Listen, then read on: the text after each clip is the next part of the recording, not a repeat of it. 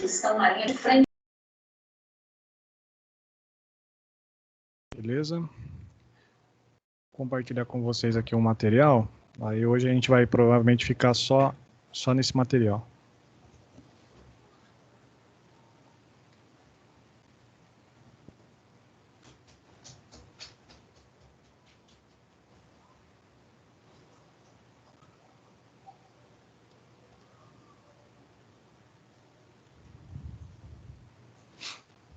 Aí, vocês devem estar vendo o senso de ergonomia na tela.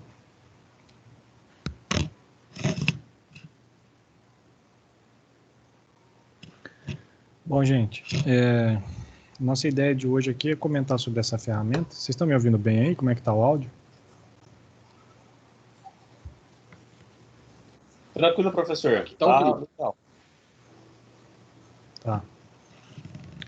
Então, a ideia é a gente discutir hoje essa ferramenta que eu passei para vocês na semana anterior, pedi para vocês aplicarem em vocês e em outra pessoa, né, em 2 formatos.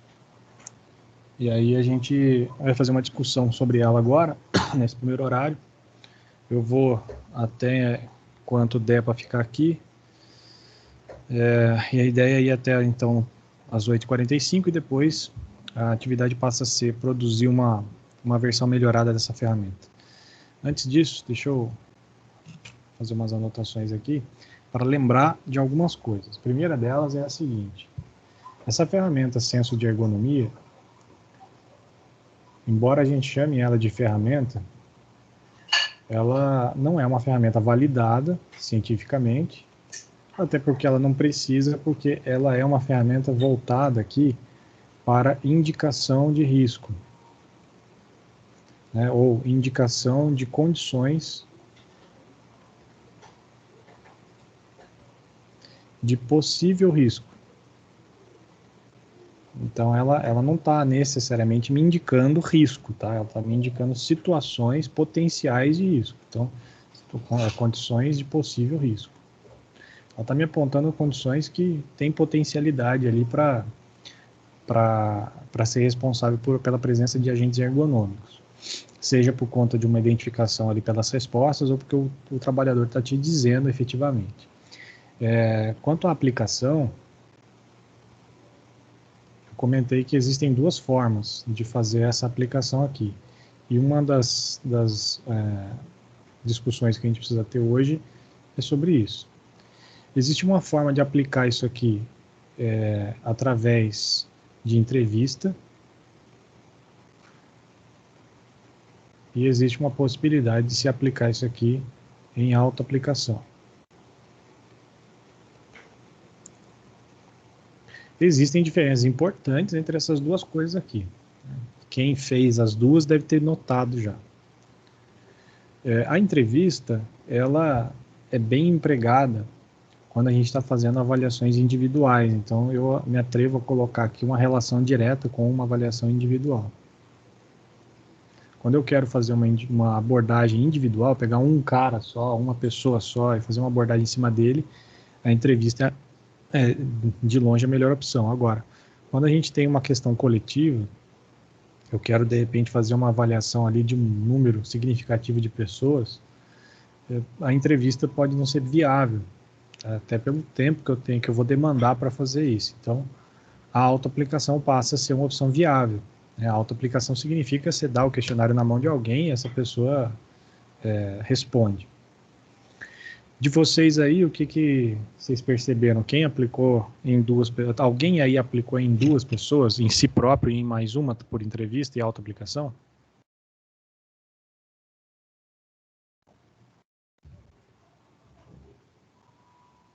Eu apliquei, professor.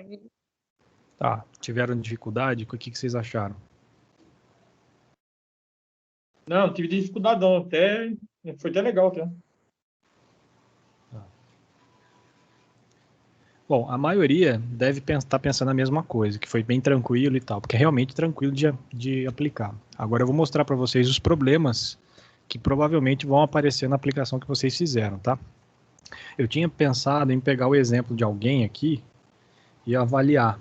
e a gente discutir, mas eu acho que vai ser mais produtivo se eu for criando hipóteses. Então eu acho que eu vou adotar esse caminho aí. Vocês vão relembrando o que vocês fizeram de aplicação e de acordo com o que vocês colocaram, vocês vão me ajudando para a gente discutir isso daqui. A ideia é discutir, tá? Eu gostaria mesmo de não ficar falando sozinho aqui sobre isso, porque vale muito a gente verificar o que vocês tiveram de impressão sobre isso. Então, a primeira coisa que eu gostaria de mostrar é o seguinte. Alguém teve dúvida nesse item aqui, ó, matrícula?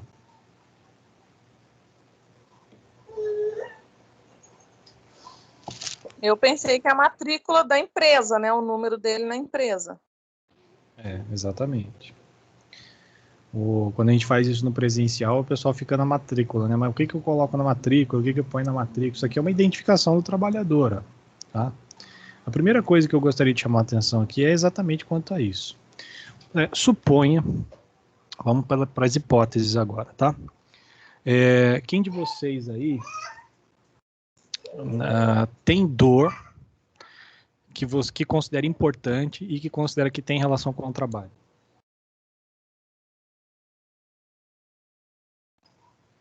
Eu tenho. Eu perguntei quem de vocês tem dor importante e que considera relacionada ao trabalho. Quem falou aí que tem? Eu, Edson. Edson, a dor é em que parte do corpo? Na lombar. Beleza.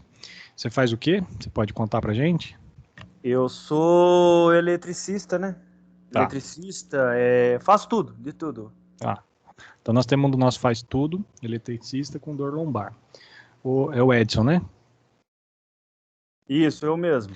Tá, Edson, então vamos lá. Você trabalha numa empresa, tá? E aí eu chego para você, sem muito aviso, chamo você lá, que eu vou fazer por entrevista, e aí levo você lá no ambulatório e falo, Edson, chega aqui que eu preciso fazer uma avaliação aqui e tal, então eu te procuro num setor X, de repente você está trabalhando lá no setor, eu te procuro, te entrego esse material e falo assim, ó, preenche isso aqui para mim, bota aí tudo que você sente de dor e tal, tudo que tem de problema aqui no seu trabalho e tal, escreve para mim aqui seu nome, a sua matrícula ali, ó, a sua função e e a sua identificação. O que você acha dessa solicitação? Você se sentiria confortável 100%? Não. Por que não, Edson? Porque de princípio seria uma ferramenta que eu não conheço.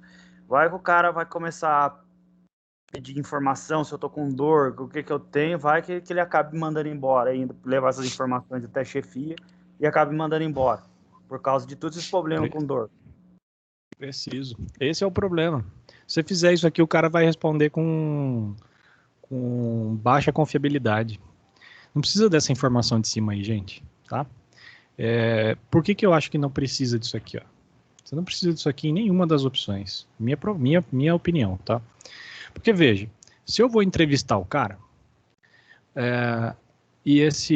vamos imaginar assim, eu vou fazer uma avaliação do Edson, tá? A pergunta é, por que eu vou avaliar só o Edson?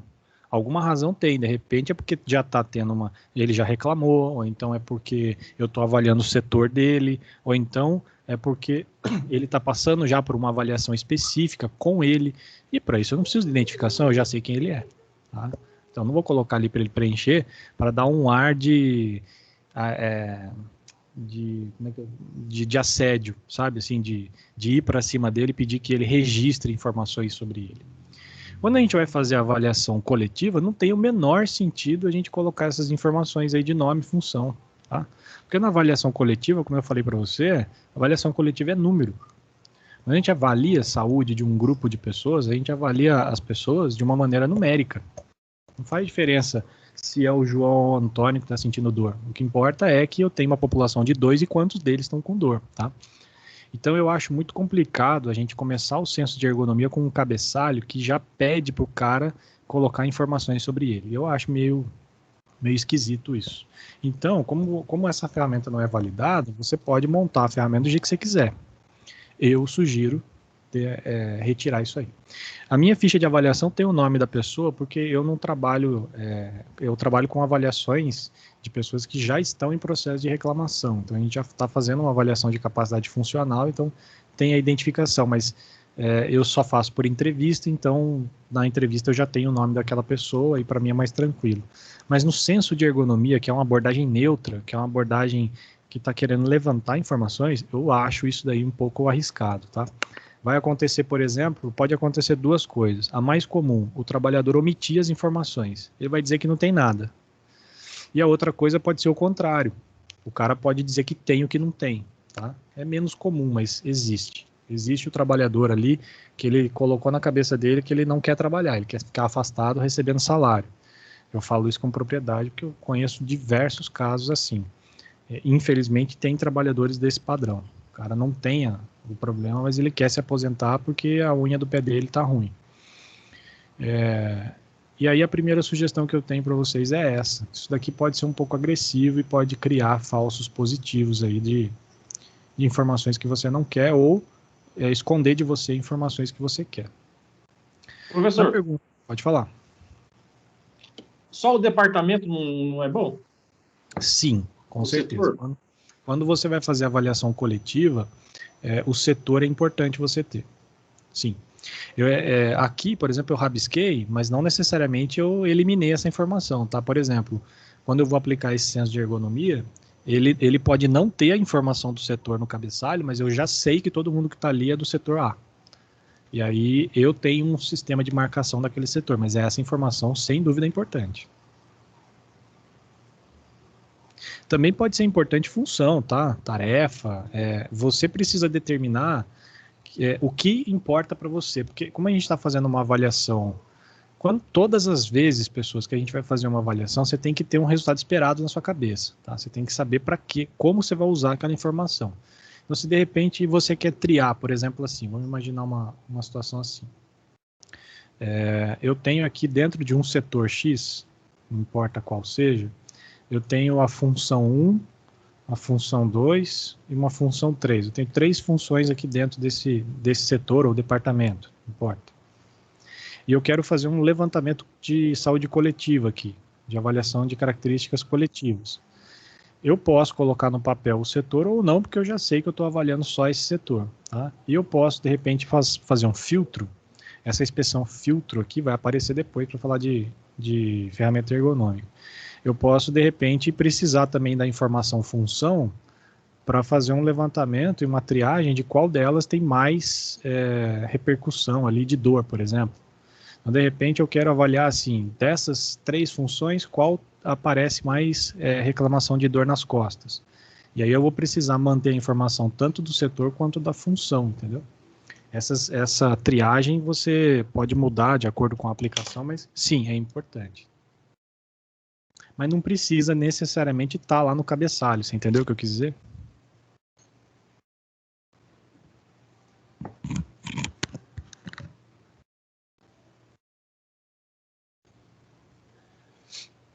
Aqui nessa pergunta número 1, o senso do Couto, ele diz: você sente atualmente algum desconforto nos membros superiores, coluna ou membros inferiores? Marque um X na figura abaixo os locais. A primeira coisa que você precisa prestar atenção aqui é que ele não questionou se o cara sente dor. Ele não faz essa pergunta. A gente não pergunta para o trabalhador se ele sente dor, a gente deixa ele falar em dor. Agora, o problema é que tanto quem está aplicando quanto quem está sendo avaliado leva sempre para dor essa pergunta. E ela não é de dor, ela está perguntando desconforto. Cara, mas qual que é a diferença de dor e desconforto? Dor não é um desconforto? Sim, dor é um desconforto. Mas existem outras coisas que são desconforto. O trabalhador ele pode chegar para você e marcar o pé. Tipo assim, ele vem aqui e faz uma anotação assim no pé. Aí você olha ali e já entende que ele sente dor no pé. Aí você pergunta para ele, mas o que você sente no pé? Na verdade é que a bota de segurança, que tem uma biqueira de aço, fica comprimindo o dedão do pé o tempo todo e o cara perdeu a sensibilidade. Então ele tem amortecimento. Ele não sente ali 2, 3 dedos do pé. Esse é o desconforto dele, não é dor. Então a gente não pode levar isso aqui direto para dor, tá? Desconforto. Tem pessoas que vão referir para você que sente calor numa determinada parte do corpo. Isso pode ser por um processo inflamatório ou pelo EPI. Pode dizer, por exemplo, que sente um desconforto porque o EPI é quente demais. Já vi um caso na Zona Franca de Manaus, que os trabalhadores, eles estavam tendo desmaio por conta de você ter um calor úmido, uma temperatura efetiva muito alta, uma umidade muito alta, o cara não troca a temperatura, superaquece e desmaia, tem que ficar fazendo reposição hidroeletrolítica. Os caras trabalhavam de manga longa, bota e calça. Um dos procedimentos neles foi mudar o EPI, eles passaram a trabalhar de bermuda e com uma camiseta regata. Aí você fala assim, puta, mas não aumentou o risco de acidente? Aumentou, mas diminuiu o problema de saúde, entendeu? De queda ali. Era muito diferente a proporcionalidade. Então você resolve um problema criando um bem menor. Foi adotado dessa forma. Então o desconforto não precisa e não é dor. Tá? Suponha aí, vamos imaginar assim, suponha que você fez essa pergunta para a pessoa e a pessoa marcou aqui assim, um negócio aqui assim. Beleza. Você já sabe ali que é ombro. Primeira pergunta, ela tem dor no ombro direito ou esquerdo?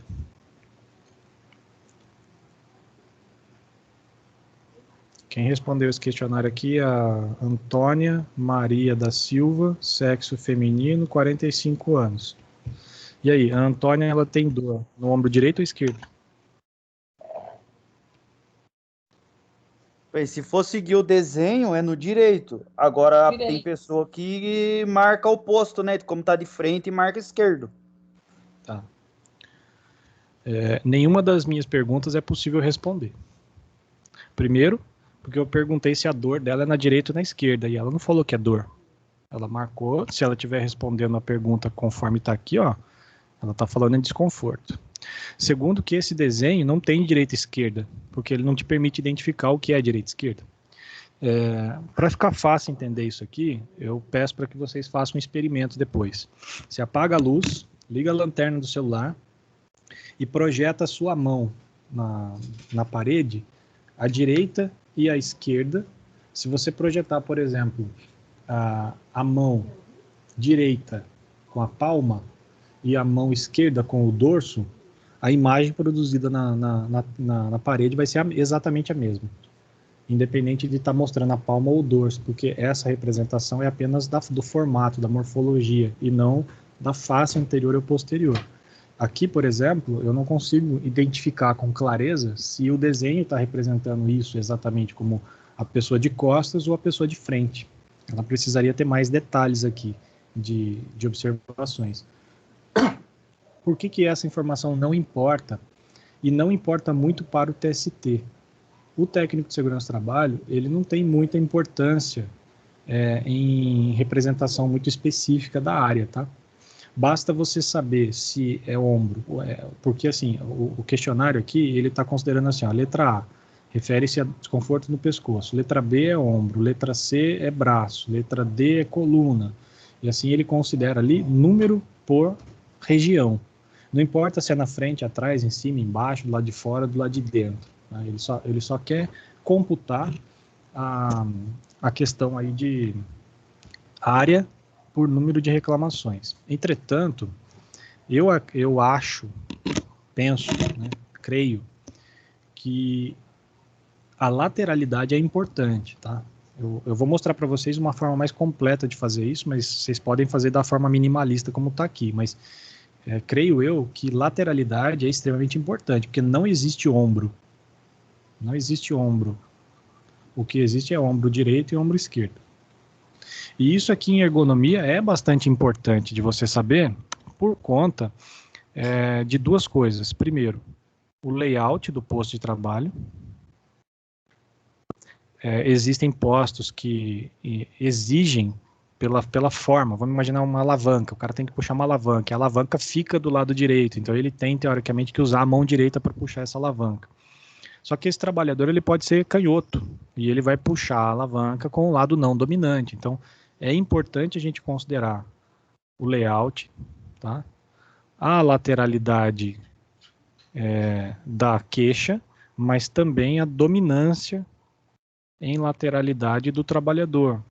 É importante colocar aqui uma informação para saber se o cara é destro ou se ele é canhoto.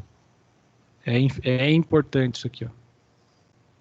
Então, eu colocaria aqui mais uma pergunta, se ele é destro ou se ele é canhoto. Tá? A gente tem dominância tanto motora quanto visual, então, e também auditiva.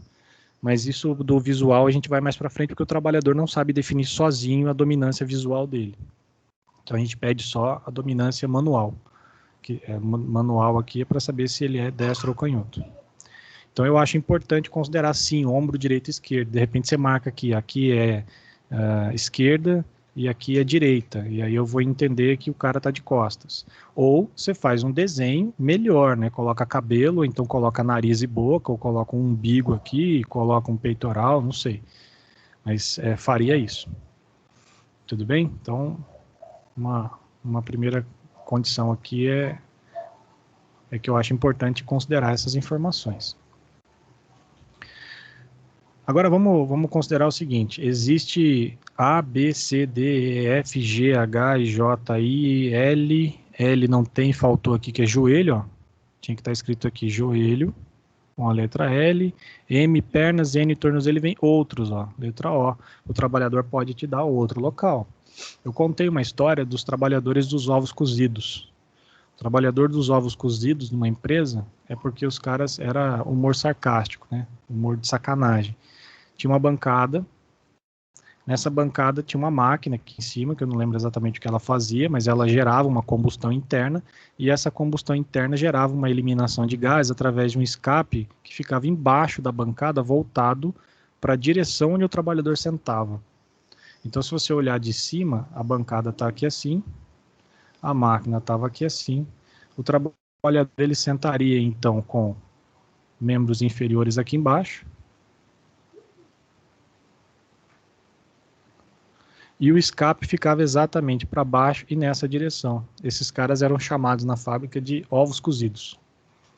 Ou seja, você escuta uma informação como essa, já é um senso de ergonomia bem aplicado. Você não precisa de mais nada, você já sabe que ele tem um problema. Esse tipo de condição aqui pode gerar impotência, pode gerar esterilidade, pode gerar tumor, um monte de problema, tá? E aí, evidentemente, ali que você já identificou uma situação. E o cara pode dizer para você que o desconforto dele é calor no saco. Ele vai escrever exatamente isso, calor no saco. Tá? E é um termo técnico, tá? Ele está falando calor no saco escrotal. Beleza? Agora, vamos para a próxima pergunta, né? Ele vai colocar assim, na 2. O que você sente, referiu na questão anterior, está relacionado com o trabalho no setor atual? Sim ou não? Suponha que o trabalhador marque sim. Aqui eu faço a seguinte leitura.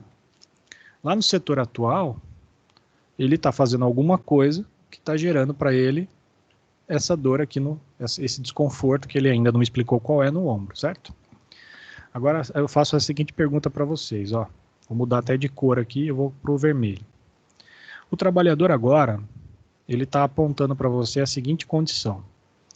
Ele fez essa anotação, essa anotação, essa anotação. E lá na questão número 2, ele fez para você essa anotação. O que você sente, referiu na questão anterior, está relacionado com o trabalho no setor atual? Sim. Pergunta. Tanto o ombro, quanto o punho, quanto o joelho estão relacionados ao setor atual. Vocês concordam?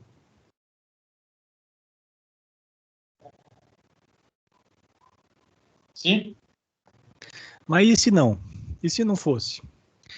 Porque, veja bem, a pergunta número 1, ó, você sente atualmente algum desconforto? Não está perguntando se é no trabalho. Puta, ontem eu fiz um esforço em casa, atualmente é agora. Então, ontem eu fiz um esforço, estou com dor na coluna, vou lá, marco coluna, mas não tem nada a ver com o setor atual. E a partir do momento que você marca sim aqui na questão número 2, você está assumindo que todas as identificações acima estão relacionadas com o trabalho no setor atual. Isso está errado, tá? Isso vai te gerar um problemão de interpretação. Garanto que o de vocês aí, quem colocou mais de uma alternativa, está com esse problema. Eu vou retornar a pergunta para vocês questionando todos eles, você tem certeza de que todos eles estão assim? Então a solução aqui é a seguinte: para cada anotação aqui, na questão número 1, você deve identificar o desconforto da seguinte maneira: desconforto 1, desconforto 2, desconforto 3. Todas as próximas perguntas você precisa responder para cada desconforto. Porque vamos imaginar que o desconforto 1 aqui, ó, esse cara sente desde que ele era criança. O desconforto 2 ele sente há uma semana, e o desconforto 3 ele sente porque ele caiu no jogo de futebol há um ano atrás e não melhorou até agora. Você concorda que as 3 são muito diferentes entre si? De repente só a 2 tem relação com o trabalho. Então esse senso de ergonomia aqui, na minha opinião, assim, real, é muito problemático. Ele me mostra, tem muito viés, ele tem muitos vieses e de erros de interpretação. Ele não funciona, vocês precisam melhorar isso aqui, tá? Primeira coisa, faz identificação por desconforto. Aí na resposta 2, você vai colocar assim, ó. Sim, para o desconforto 2. Não, para o desconforto 1 e o desconforto 3, tá? Isso aqui é extremamente importante, cara, senão vocês não vão conseguir fazer leitura do negócio adequadamente. Então, dica, é importante definir uma identificação por desconforto. Se você não fizer isso aqui, você não vai conseguir avaliar. Professor. Esse senso do Couto aqui, ele só permite entrevista, tá? Pode falar. Então a gente poderia incluir uma outra pergunta. Há quanto tempo você tem esse desconforto em tal área? Mas essa já é a pergunta 3 aqui, ó. Já existe essa pergunta. O problema é que ela não separa por desconforto. Você deveria fazê-lo dessa forma, entendeu? Ah, tá. Vamos já para a questão 3 aqui, ó. Vamos imaginar o seguinte, ó. Há quanto tempo, tá? Até um mês, de 1 a 3 meses, 3 a 6 ou acima de 6. Suponha que o joelho, o cara sofreu ele estava jogando bola, né, brincando, sofreu uma queda, torceu o joelho lá e está com dor no joelho há 8 meses. Aí você vai vir aqui, e aí ele vai falar assim, puto, meu joelho está doendo mais de 6 meses. Você vai marcar aqui, ó, o joelho era desconforto 3, então D3. Aí você pergunta, tá, mas esse ombro aí? Ah, puta, o ombro é foda, o ombro dói desde que eu era adolescente. Mas o que é adolescente? 10 anos, 11 anos, 12? Ah, mais 15, 16? Ah, uns 16. Então dói desde os 16 anos? Dói desde os 16 anos. Aí você pode, por exemplo, marcar aqui também, ó, o D1. Agora, você concorda que se o cara fala que, puta, dói desde os 16 anos, não caberia uma observação aqui assim, ó? Observação. Desconforto 1, desde adolescência. Isso é importante, cara. Senão você não consegue avaliar. Tá? Por exemplo, acima de 6 meses. Acima de 6 meses pode ser 6 meses e um dia e pode ser 60 anos. Então eu acho que o campo observação também é importante. Eu colocaria em quase todas as alternativas aqui um campo de observações. Você falou aí acrescentar uma pergunta, você pode acrescentar apenas o campo observação. Também é interessante. Tá? Aí você pergunta do outro desconforto lá, desconforto punho. Tá ali, ó, punho. A gente não identificou a lateralidade, porque por enquanto não é importante. Aí ele fala para você assim, putz, o punho tá doendo faz 2 semanas. Então você vem aqui, ó, até um mês. Beleza? Então é uma opção. Agora vamos fazer uma pausa nisso aqui para eu mostrar para vocês uma situação que é chamada de área de dor. Na verdade, para o senso de ergonomia, a gente tinha que chamar de área de desconforto, né? Qual que é a ideia? Quando você quer, como técnico de segurança, fazer apenas um levantamento de queixas, por exemplo, você quer saber, num determinado setor, quantas queixas de coluna, quantas queixas de ombro, quantas de punho, etc., pouco te importa se essa dor no punho, na parte da frente ou de trás do punho. Pouco importa se dói quando roda para dentro ou quando roda para baixo o ombro, quando roda para fora o ombro. Pouco te importa, por exemplo, se essa dor tem um comportamento crônico ou agudo. Tá? Isso não é função do técnico de segurança e muito menos relacionado a levantamento. Quando a gente quer só levantar numericamente as queixas, pouco importa para mim a característica clínica daquela reclamação. Agora, para áreas como fisioterapia do trabalho, medicina do trabalho, enfermagem do trabalho e algumas coisas de ergonomia e biomecânica, a minha área de dor ela tem que ser mais detalhada, como vocês estão vendo aí, ó.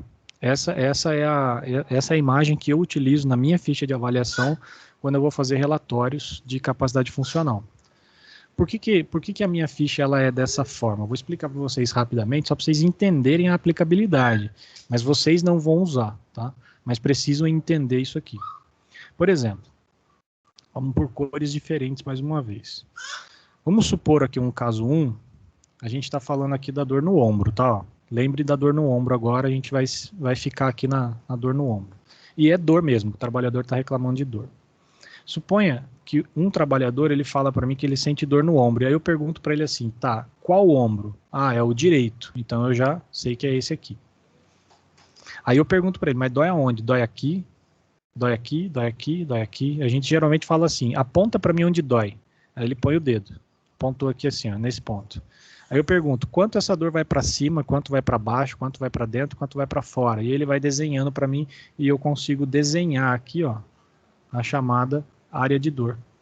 Tá? Isso aqui é uma representação chamada de área de dor. Ó. Isso aqui é importante para mim.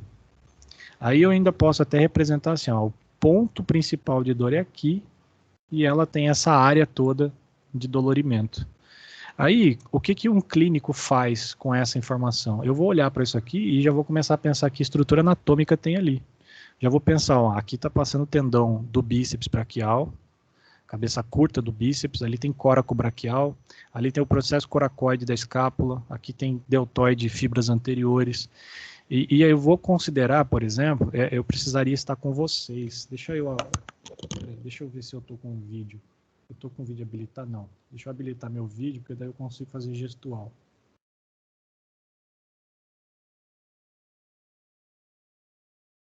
Tá, vocês estão me vendo aí agora. Nesse trabalhador aqui, esse local que ele está apontando é de grupo muscular responsável por movimento de flexão de ombro. E flexão de ombro é o movimento, esse movimento. Tá?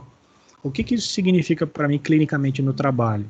Que se essa dor tiver relação com o trabalho, ela está relacionada com algum esforço que ele faz de flexão, entendeu?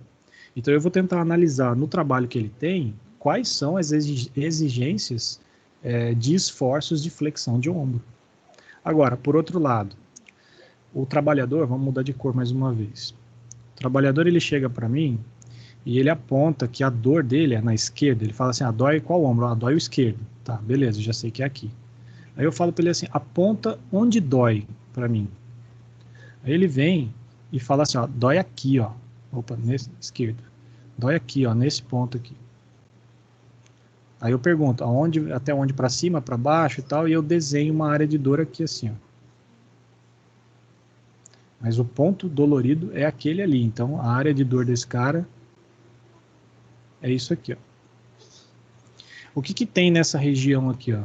Aqui tem deltoide, fibras intermédias, né, ou laterais, mas profundamente aqui tem o músculo supraespinhoso.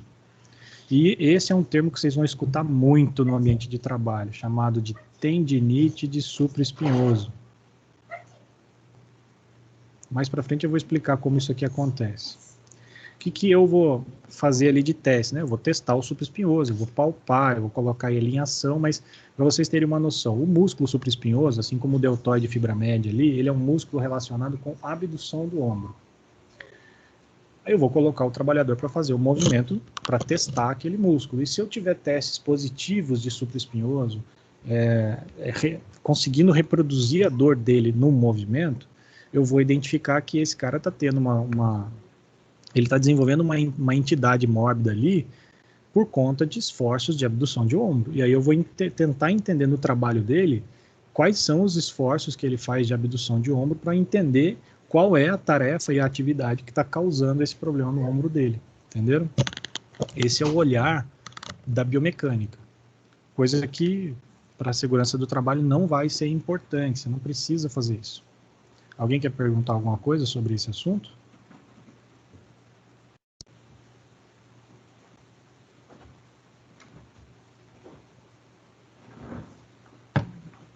Por exemplo, outra coisa. Imagina que o trabalhador, ele está... Pode falar. Boa noite, desculpa interromper aí, Zé. Aqui o microfone é meio lento. Mas a questão da dor no ombro, só aproveitando esse exemplo que o senhor comentou. A diferenciação, né? Eu tinha comentado só para fixar. O primeiro desenho que o bonequinho está de costa, eu represento ele na esquerda, certo? Direita. Direita? Ó, aqui ele está de frente para mim, essa daqui é a direita dele, ó. Essa daqui é a direita dele. Ah, tá. Essa O da daqui, esquerda, ó, o da esquerda é o sentidor, correto? certo. Tá. E aqueles Aqui eu representei dois casos diferentes, né? Uma dor na frente e uma dor na lateral. Ah, perfeito, então, sim. E quando aqueles casos, vamos supor que a pessoa está com o corpo quente, no momento fala assim, tô com uma dor aqui no lombo esquerdo, na lateral do esquerdo. Aí, com o tempo, tem pessoas que falam, nossa, minha dor andou, foi pro direito e tal. Isso pode acontecer, ou não? Pode, Fator mais psicológico. Não, ela pode sim, mas ela não está relacionada com tendinite, tá? Processos inflamatórios crônicos do tecido, eles vão acontecer no tecido por trauma cumulativo. Isso aqui é chamado na literatura internacional de cumulative trauma disorders. A ideia é a seguinte, eu tenho, imagina um tecido aqui assim, ó. E aí você aplica cargas mecânicas nesse tecido. Carga mecânica significa você aplicar, por exemplo, ó, suponha um corpo sólido aqui, que pode ser um tendão. Eu posso aplicar uma carga mecânica do tipo tração, tá? Tração é isso aqui, ó. Isso é tração. Eu posso aplicar uma carga mecânica do tipo compressão. Eu posso aplicar uma carga mecânica do tipo torção. E eu posso aplicar uma carga mecânica do tipo cisalhamento. Então, por exemplo, se eu fico o tempo todo fazendo esforços repetitivos, esse tendão ele vai sendo distendido, ele sofre distensões, tração, tá? Eu aplico tração, relaxa, tração, relaxa, tração, relaxa, tração, relaxa, e naquele ponto onde tá recebendo essa força mecânica, eu vou criando uma agressão, né? Essa agressão cria um processo inflamatório. Esse processo inflamatório, ele vai se regenerar, por exemplo, hoje eu vou lá, limpo a casa e tal, e fico com dor, porque eu criei um processo inflamatório. Amanhã eu descanso, no outro dia eu descanso, daqui a 48 horas eu não tenho mais nada. Mas o trabalhador que está exposto a esforço repetitivo, ele não tem tempo de reparo, né? Então, esse processo inflamatório, ele só vai aumentar. Ele vai aumentar, e ele vai aumentar, e ele vai aumentar, e ele vai aumentar, criando aqui um processo inflamatório crônico. Tá? Então, características, entidades mórbidas, entidades patológicas, como uma tendinite, por esforço repetitivo, ela vai ser aplicada naquele local que está recebendo carga mecânica. Então, se de repente o cara tem uma dor que muda da direita para a esquerda, tendinite não deve ser. Mas pode ser, por exemplo, o seguinte, vamos imaginar que isso aqui é o pescoço e cabeça, tá? Muito bem representados, isso daqui é o trapézio e o ombro. Assuma aqui o crânio e aqui as vértebras. As vértebras cervicais, aí aqui as vértebras torácicas, isso aqui é uma escoliose que ele tem, tá? Lá dentro desses tecidos está passando a medula espinhal, então aqui dentro do crânio está o encéfalo, e aí a medula espinhal está passando por dentro aqui da coluna. Entre cada espaço dali da coluna, saem raízes nervosas, tá? São chamados nervos espinhais aqui, ó. Os nervos espinhais saem entre as vértebras. Depois eu posso fazer até uma anatomia 3D para vocês, se vocês se interessarem, aproveitando ainda esse conteúdo.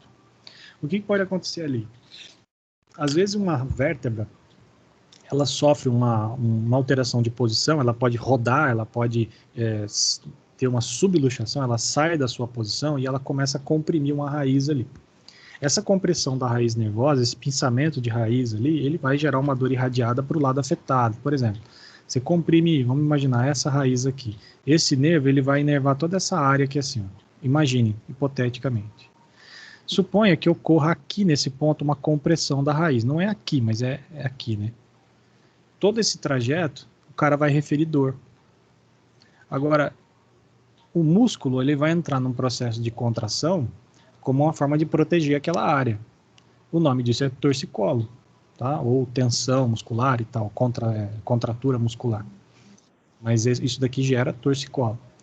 Pode ser, por exemplo, que essa posição aqui fique viciosa e o cara sinta mais dor à direita do que à esquerda, mas nada impede dessa vértebra mudar de posição e ele mudar de lado de dor também, não tem problema. Você referiu a questão da temperatura, de choque térmico, e isso também pode ser relacionado. A sensibilidade que uma pessoa tem a efeitos externos pode produzir, e também pode ser psicológico, tá? Todas essas possibilidades podem ser verdadeiras. Mas, para responder mesmo a sua pergunta aí, eu não acredito que seja uma tendinite ou uma lesão por esforço repetitivo, tá? Ela não ficaria mudando de lado, nesse caso. Não, entendi. Agora, assim, pela explicação eu entendi. Então, existe fator mais... não só a tendinite, mas neste caso, eu comentou da vértebra. Então, é uma questão assim, talvez até uma posição, para a pessoa dormir. Ela sempre dorme para a direita, tá doendo o direito, vou dormir para a esquerda, a dor andou. Não é, talvez a posição da coluna que ela está em repouso pode estar gravando isso aí. Tem outras coisas também, por exemplo, vamos imaginar o seguinte, você às vezes está com dor num determinado ponto, tá? E aí você, vamos pensar assim, eu torci o pé. Aí, então eu fui lá, estava fazendo uma atividade física, não sei o que, e torci o pé, e nessa torção do pé aqui eu fiz uma distensão do ligamento colateral aqui, lateral do tornozelo direito. Ali criou um processo inflamatório, eu estou sentindo dor. Toda vez que você pisar, você vai sentir dor. Então a sua deambulação, vamos começar a falar de termos técnicos agora, tá? Deambular significa andar, deslocar-se, né, por meios próprios. Durante a deambulação, esse cara ele começa a claudicar. A claudicação é o indivíduo que está manquitolo, ele está raso, está fundo, está raso, está fundo. Qual que é a ideia aqui? Quando ele manca, significa que ao apoiar o pé desse lado aqui, ele sente dor e automaticamente ele cria um mecanismo de compensação no outro lado. Então ele começa a exigir mais do lado oposto para compensar a dor que ele está sentindo aqui do lado direito. Então ele começa a produzir uma lesão do lado oposto também. De repente ele começa a afetar o joelho. E aí ele fala assim, puta, torci o pé e agora estou com dor no outro joelho. Às vezes é por sobrecarga desse joelho em função da primeira lesão. Tá? Professor. Pode falar. Isso é o que sempre acontece com jogador de futebol, né? Machuca um joelho, se recupera e depois acaba machucando o outro, né? Porque joga a força tudo joga o peso tudo pro outro lado para equilibrar, Sim. né? E as lesões crônicas, que são aquelas lesões muitas vezes que a gente não consegue consertar, elas vão perpetuar essa condição, esse mecanismo compensatório pro lado oposto, né? A outra questão é a seguinte, existe uma teoria chamada de teoria das comportas medulares.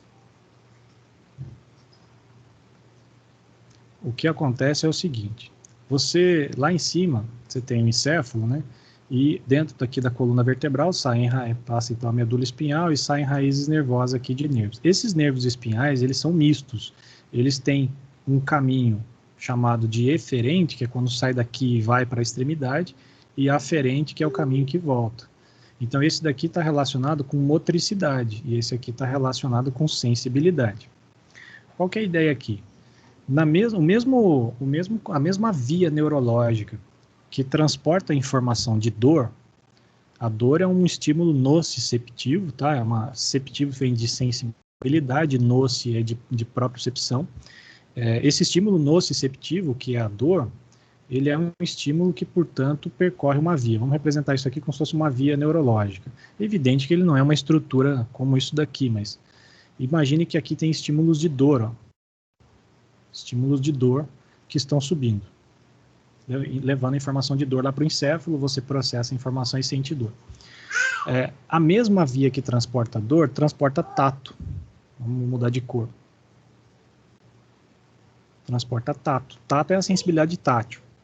Então, por exemplo, quando você bate a canela na quina do negócio, da cama, você fala uma meia dúzia de palavrão, depois você começa a esfregar a canela. Por quê? Você está jogando um monte de informação tátil aqui nessa via, de modo que você vai ter muito mais informação tátil para processar do que informação de dor. Então, isso daqui é um conceito de teoria das comportas. A outra aplicação da teoria das comportas é que existem limiares de dor. Por exemplo, de repente, essa dor aqui do joelho, ela começou a ser produzida, mas você não está sentindo ainda, tá? Porque a dor do tornozelo é mais forte. E aí você sente só a dor do tornozelo. Aí você vai lá e faz uma infiltração aqui, com o uso de corticoide, você aplica ali um anti-inflamatório, faz algum tratamento mais power aqui no tornozelo e resolve o tornozelo, pelo menos por enquanto. Você para de sentir o tornozelo, aí você começa a sentir o joelho. Aí você fala, pô, mas eu tratei o tornozelo e agora eu estou sentindo o joelho. Ou seja, criou uma dor? Não, não criou uma dor. Ela já era uma dor que existia, mas que você não sentia antes por conta desse fenômeno, de sentir a dor mais forte, tá? A dor mais forte é mais percebida. Também é mais uma característica que dá para aplicar aí. Então, vamos retomar aqui, deixa eu ver que horas são. Beleza, 7h56. Eu geralmente gasto pelo menos um período inteiro para falar do ciência de ergonomia, um período inteiro que eu falo a noite toda, tá? Eu vou tentar acelerar aqui, se não der, a gente continua depois. Então eu falei aqui para você considerar, vou anotar numa cor, sei lá, essa cor aqui que eu não sei que cor que é, pontos importantes, ó. Considerar lateralidade, isso é importante. Por que é importante? De novo, porque às vezes tem repercussão no mecanismo do trabalho. Se o cara puxa a alavanca com a direita ou com a esquerda, ou às vezes se o cara é destro e está fazendo força com a direita, com a esquerda, isso pode estar representando ali uma chance de lesão maior. Considerar o layout, tá? É uma relação direta aqui, ó. A exigência que o posto de trabalho faz por lado. Às vezes tem um posto que exige mais a direita do que a esquerda. E a dominância manual. Saber qual é a mão forte do cara, tá? Precisa entender essa dominância, que se refere aqui a avaliar se o cara é destro ou canhoto. Eu falei também para você fazer a identificação por desconforto. Cadê? Onde é que foi? Aqui, ó. Definir, né, a identificação por desconforto. Isso aqui é extremamente importante. Cada desconforto que o cara faz, ele precisa, beleza, Juliana? Ele precisa ter uma resposta específica. Então, todas as perguntas abaixo da 1 precisam ser respondidas por desconforto. A outra sugestão que eu fiz é acrescentar o campo observações. Eu prefiro colocar observações em tudo. Como eu tenho uma ficha extensa, às vezes eu tenho na própria pergunta um campo de informação e eu tenho uma folha onde eu posso fazer a anotação. Vamos continuar aqui com o nosso indivíduo, né? a nossa indivídua, a Antônia, que tem aqui 3 reclamações, 3 desconfortos. Com desconforto 1 no ombro, 2 no punho, 3 no joelho. Eu vou marcar aqui que o desconforto 1 é no ombro direito. O desconforto, vou assumir que esse cara está de frente para mim, que o desconforto 2 é do lado esquerdo e que o desconforto 3 também é do lado esquerdo. Vocês podem perceber que só vai ter a informação aqui, pescoço, o braço, de um lado. Do outro lado não tem braço, do outro braço tem cotovelo. Por quê? Porque, como eu falei para você, ele está desconsiderando a lateralidade, tá? Então, o ideal seria, na verdade, marcar um X em cima da letra aqui, ó, da letra X aqui, ó, da letra C, e não em cima do braço, como eu fiz, tá? É isso que o Couto queria. O Couto queria, assim, ó, marque um X os locais, ombro, assim, ó, tá? Porque não tem ombro para cá, tá vendo? Mas é importante colocar o lado. Aí na pergunta 2, a gente então precisa responder para cada desconforto aqui, se ele sente ou não. Aqui eu coloquei mais uma imagem de área de dor, ó, que a gente pode empregar caso seja interessante, tá? Eu só sugiro duplicar essa última imagem aqui, porque você precisa, já que você tem um perfil, coloque-se então os 2 perfis, tá? Porque tem área, por exemplo, que o cara quer marcar que não dá para marcar aqui, por exemplo. Ele marca assim, ó. Ah, eu sinto dor aqui. Isso daqui pode ser na frente, pode ser atrás ou pode ser aqui, ó. Então talvez essa imagem de perfil possa te ajudar bastante. Agora vamos continuar aqui na questão número 2. Tem mais uma informação importante da questão número 2. Aqui na número 2, ele está falando assim, ó, trabalho no setor atual. Cara, puta merda. Setor. Está escrito assim, o setor é o setor, vamos imaginar na nossa escola. O trabalhador, ele trabalha no setor, seria departamento, vamos colocar assim, administrativo. Administrativo é muita coisa, tá? O setor não necessariamente designa a função que o cara está executando. Por exemplo, suponha que lá na nossa escola, o setor administrativo, a gente tem uma função, um cargo chamado de assistente técnico administrativo. Vou te dar exemplos de pessoas que têm o mesmo cargo. A chefe da secretaria acadêmica tem esse cargo, o inspetor de aluno tem esse cargo, a pessoa que trabalha fazendo manutenção, cuidando da manutenção do prédio tem esse cargo, a pessoa que cuida do RH tem esse cargo. Ou seja, não define o que ele faz. Isso daqui, ó, não é setor. Troca essa palavra setor. Coloque função, tarefa ou atividade. Por quê? Suponha que esse cara responda para você sim aqui, ó, desconforto 2, sim. Vamos lembrar qual era o desconforto 2 do cara aqui, ó, da mulher, né? Punho esquerdo. Então ela diz para você assim, sim, o punho esquerdo dói por causa do trabalho no setor atual. Tem uma pergunta importantíssima para entrar aqui, ó, pergunta 2B. Há quanto tempo você está no setor atual? Essa pergunta ela está se referindo ao chamado histórico ocupacional. O histórico ocupacional, ele pode estar relacionado com antes da empresa e na empresa. Por que eu estou falando isso? Porque às vezes ele responde sim ou ele responde não, por exemplo. Vamos imaginar o seguinte, ó. Eu perguntei para o trabalhador lá, esse desconforto no ombro, que é o desconforto 1, tem relação com o trabalho no setor atual? Não. Aí, vamos imaginar assim, faz 2 semanas que o cara trabalha no setor atual.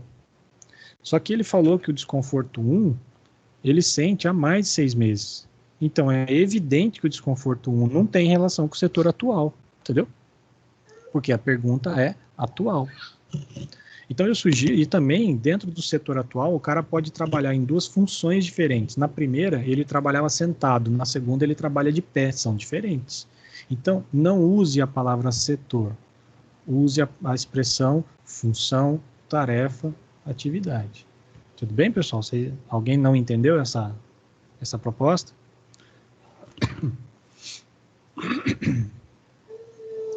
Essa pergunta está gerando muitos vieses aí, tá? De interpretação. Então, troque setor atual por função, tarefa, atividade e pergunte há quanto tempo você está no setor ou função, ou tarefa, ou atividade atual. E isso é extremamente importante. Então, eu sugiro acrescentar aqui, entre a 2 e a 3, mais uma pergunta sobre o histórico ocupacional. Quando a gente faz anamnese ocupacional, a anamnese é essa entrevista, essa investigação, eu tenho que conhecer o histórico, tá? Tenho que saber há quanto tempo ele está na empresa, por onde ele passou na empresa, para eu ter noção mais ou menos do tipo de risco ao qual ele foi exposto. Se ele já fez muito esforço físico ou não, se ele é um cara que trabalha mais sentado ou se ele tem aplicação de esforço físico. No há quanto tempo, a gente pode determinar ali dessa maneira como está aqui, só que colocando para cada desconforto. Então aqui teria que escrever, ó, D2. Tá? Significa que o desconforto 2, que é aquele desconforto do punho, tem até 1 mês. E agora eu faço a seguinte leitura olhando para as 2 perguntas.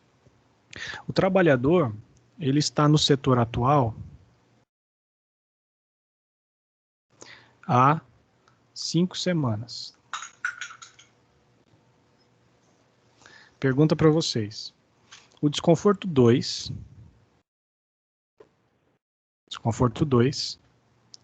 pode ter relação com o trabalho atual?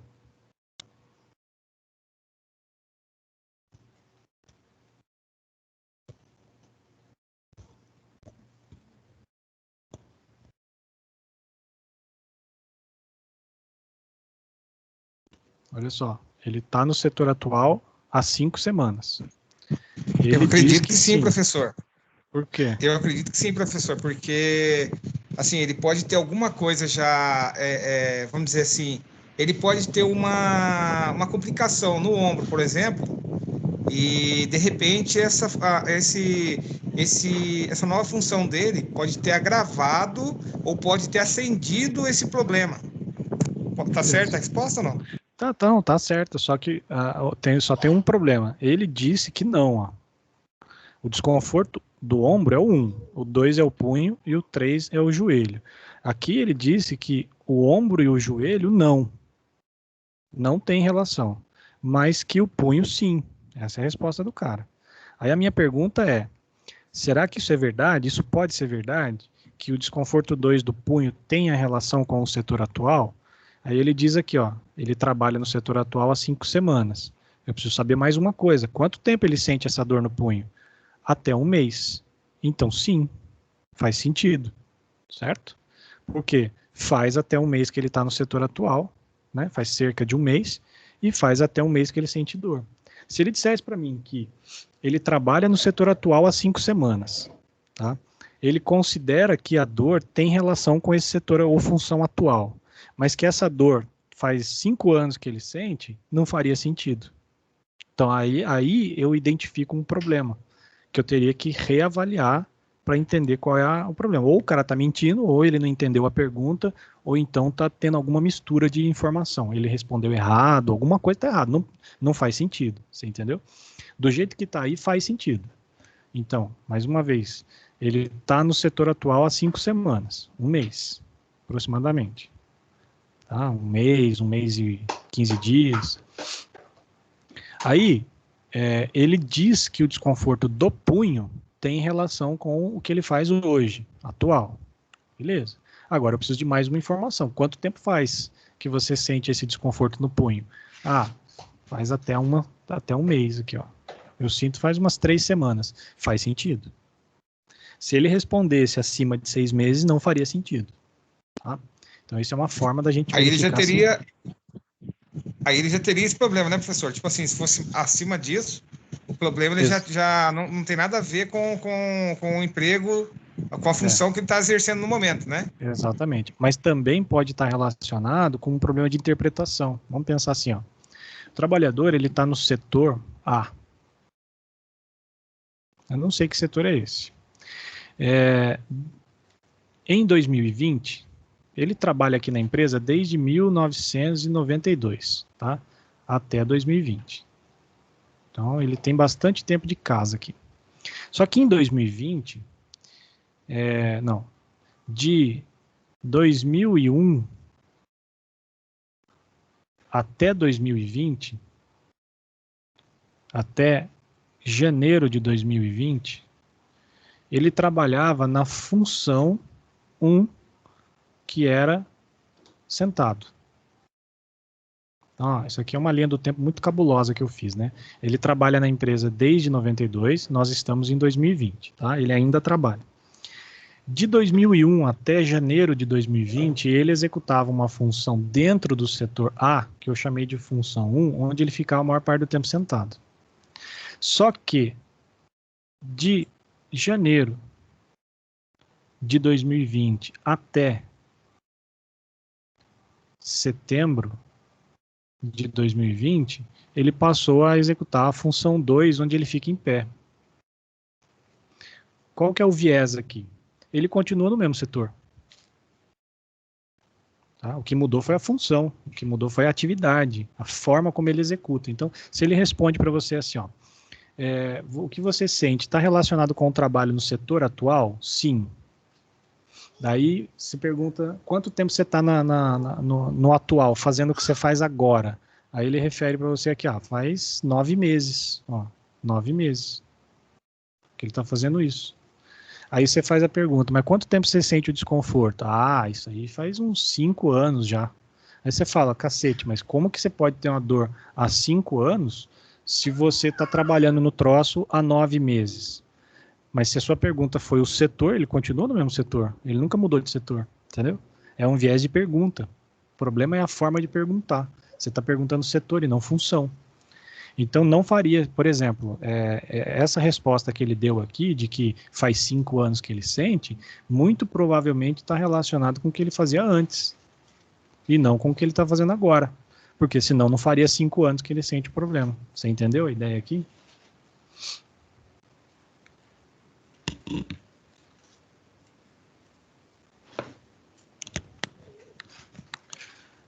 Agora vamos dar uma corrida aqui, vamos para a pergunta número 4. Qual é o desconforto? Você... Não! Quase você toma um banho, maluca. Quase tomou um banho, tá? Qual é o desconforto?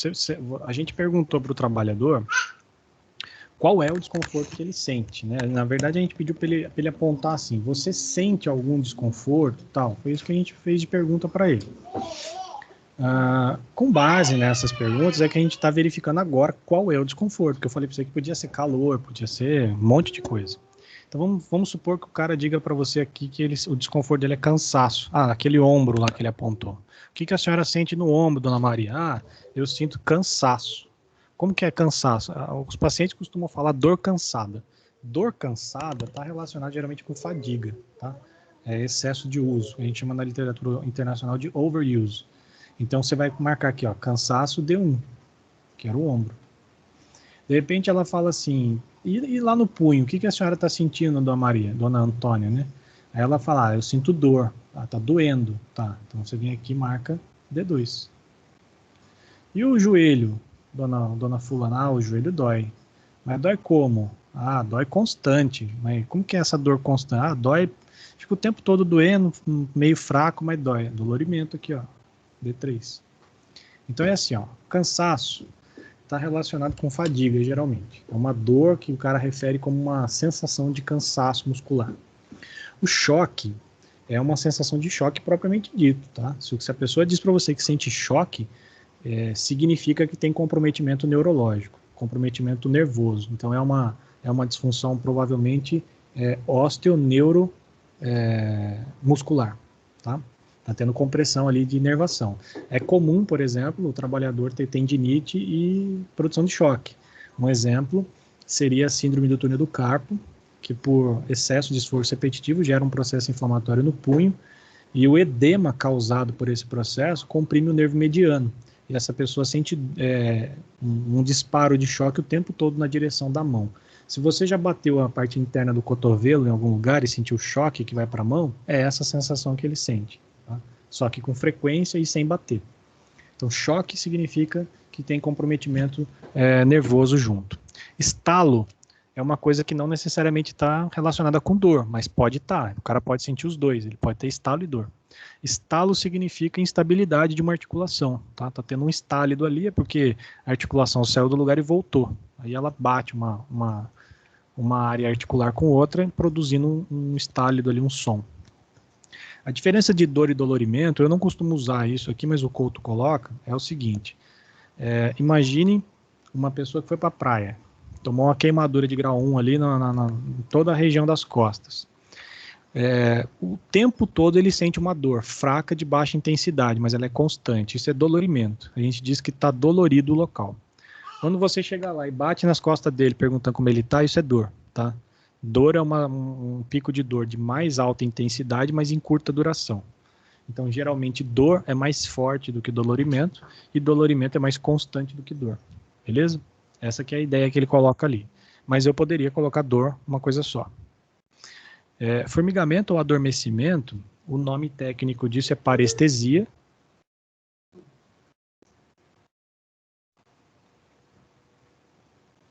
A gente tem uma definição aqui. Estesia significa sensibilidade. Eu posso ter ausência de de sensibilidade, nós chamamos isso de anestesia.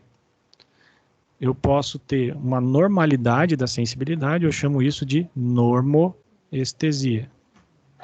Eu posso ter uma diminuição na sensibilidade, onde eu chamo isso de hipoestesia. Eu posso ter um aumento na sensibilidade, que eu chamo isso de hiperestesia. E quando eu tenho uma bagunça na sensibilidade, eu chamo isso de parestesia.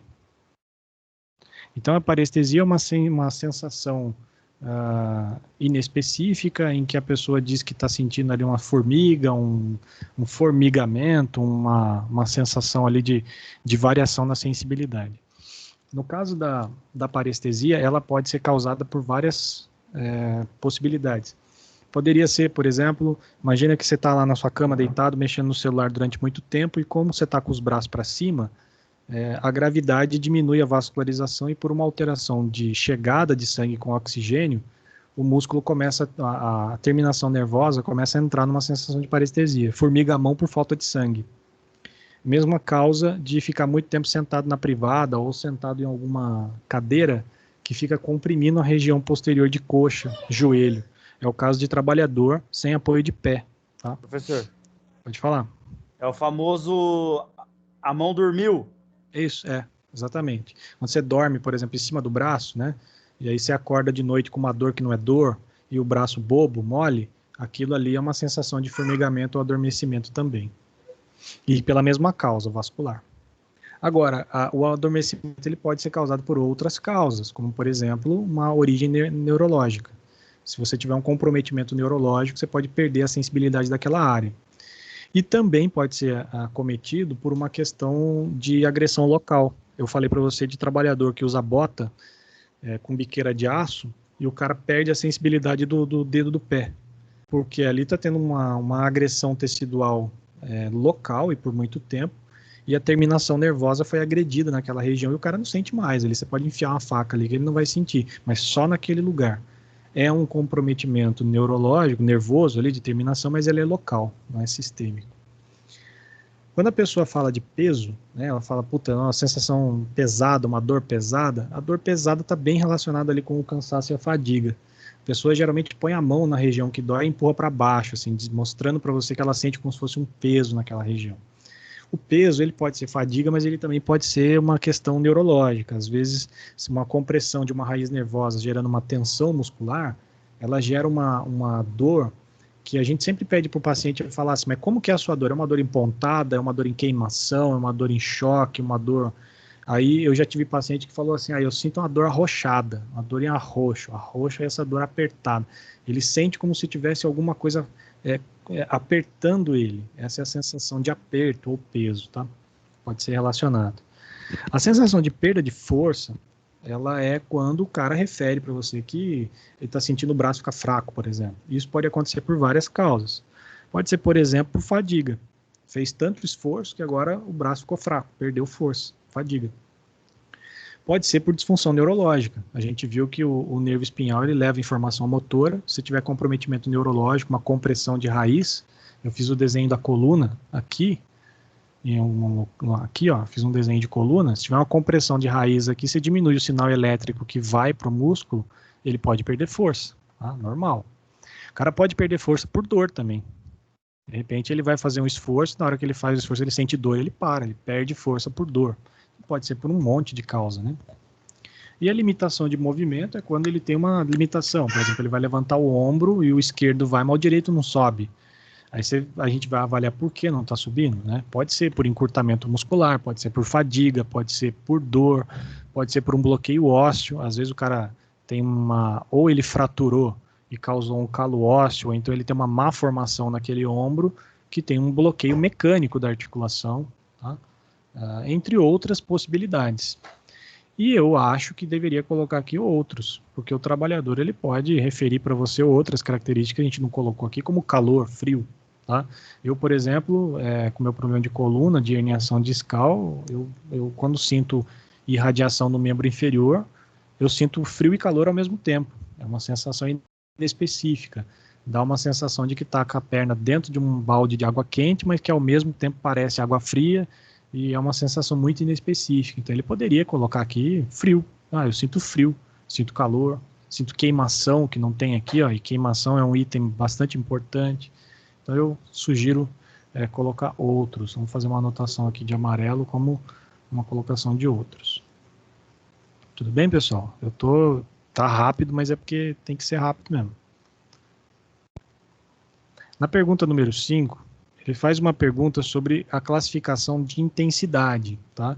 Ele coloca assim, 3 opções que na verdade são 5, né? Você tem aqui, ó, uma que é leve, é muito leve, 2 que é muito leve, que é leve, desculpa, que é 1, que é 2. Moderado, que é 3, forte, que é 4, 5, que é muito forte. Avaliador é muito difícil, tá? Muito difícil, porque tem o limiar de dor individual, cada um tem uma forma de sentir dor. O que a gente usa muito, é melhor do que isso que o Couto usa, é a chamada escala analógica de dor, ou escala visual analógica, EVA, para avaliar dor, mas ela pode ser usada para avaliar desconforto. Escala visual analógica é isso aqui, ó. Você tem um conjunto de imagens que está representando para você possibilidades de representação daquilo que a pessoa sente. No caso da escala visual analógica, a gente não tem dígito, tá? Seria mais ou menos isso aqui, ó. A parte de cima, aqui, ó. Essa parte de cima aqui é uma escala analógica. Essa daqui de baixo é digital, que você tem dígito. Na escala analógica, eu considero apenas as cores e as faces aqui, ó. Você pede para o trabalhador colocar mais ou menos aquilo que ele sente. A gente poderia considerar uma escala visual analógica da seguinte maneira. O que o trabalhador sente é muito fraco, fraco, moderado, forte ou muito forte. É o que o Couto colocou lá. Se eu for transformar essa escala em dígito, eu vou ter aqui 1, 2, 3, 4 e 5. E poderia ter o 0, que seria sem dor. Tá? Quando que a gente usa a escala analógica e quando que a gente usa digital? Se eu quero só compreender a dor do paciente, porque eu estou avaliando um paciente no ambulatório, eu posso usar só as cores e entender em que ponto da cor ele está. Se eu estou fazendo uma pesquisa, como é o caso de vocês, que está fazendo um levantamento pelo censo, se a gente quiser considerar os trabalhadores, vamos imaginar assim, eu peguei aqui um setor, nesse setor eu tenho 10 trabalhadores. Então o meu N, a minha amostra, é de 10 pessoas. Aí eu faço um mapeamento da queixa que esses caras têm. E aí eu obtenho, por exemplo, assim, 5 pessoas responderam forte, 2 pessoas, isso pensando aqui numa determinada queixa, 2 pessoas como muito forte e mais 2 pessoas responderam como fraco e 1 pessoa respondeu como muito fraco. E aí eu crio um gráfico sobre isso daqui. Então a gente só usa o dígito identificador aqui como uma maneira de pesquisa e gerar mapeamento, tá? Aí você vai precisar do dígito. Porque na escala analógica, imagine o seguinte, nessa escala analógica, imagine esses caras aqui embaixo, ó, esse cara aqui. Imagina que tem o trabalhador, ele vai mostrar para mim, eu falo para ele assim, marca para mim aqui, desse ponto até esse ponto aqui, ó, onde está a sua dor nesse momento. Aí o cara marca aqui assim, ó, minha dor está aqui, ó. Assumindo que isso aqui signifique 1, 2, 3, 4, 5 e 6, esse valor aqui ele pode ser 3,5, como pode ser 3,45, como pode ser 3,4. Então, na escala analógica, eu não tenho dígito, não tenho número. Quando eu quero estabelecer um número, aí eu posso estabelecer dessa forma. Só que isso aqui é uma variável quantitativa discreta, né? Eu só tenho números inteiros. Então, eu quero colocar, apontar em números inteiros qual é a sensação de dor. Aí ele não vai usar dessa forma. Ele vai dar para mim ou é 3 ou é 4. Entendeu? Quando eu quero representar isso de forma numérica para colocar ali num gráfico de mapeamento. Na escala de dor, a gente utiliza essa expressão aqui, geralmente com cor, Uma escala de cor que varia verde como tá beleza e vermelho como muito ruim, né? Variando ali entre o amarelo e o laranja. A gente coloca dígitos para fim de conseguir criar gráfico e mapeamento. A gente coloca as faces como uma representação lúdica do que representa cada escala de valores aqui em cima, e a gente representa um critério de terminologias para representar o que significa aquilo lá. Então essa é a escala EVA, tá? Escala analógica, visual analógica, que nesse caso aqui ela já é digital. Aqui é uma outra forma de analisar. Tá? Então, por exemplo, o trabalhador vem e fala para você assim, eu tô aqui, ó, tô aqui hoje. Então a gente tem aqui, mas tá, escolhe o número aí, é 5 ou 6? É 6. Então beleza, aí você vai lá e marca que hoje é 6. Para que serve a escala? Às vezes até para a gente acompanhar.